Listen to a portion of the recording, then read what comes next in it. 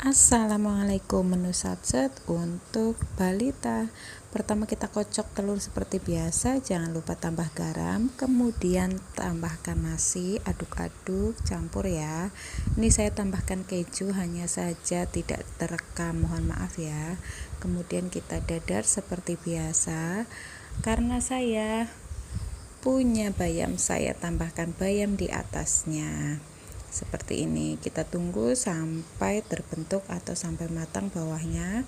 Nanti jangan lupa kita balik ya, agar bagian atas juga matang dengan sempurna. Ini alhamdulillah anak saya suka sebayam-bayamnya ya, jadi membuat kita itu senang memasak. Meskipun masakan simpel tapi anak kita suka. Ini hasilnya ya teman-teman ya, selamat mencoba. Wassalamualaikum warahmatullahi wabarakatuh.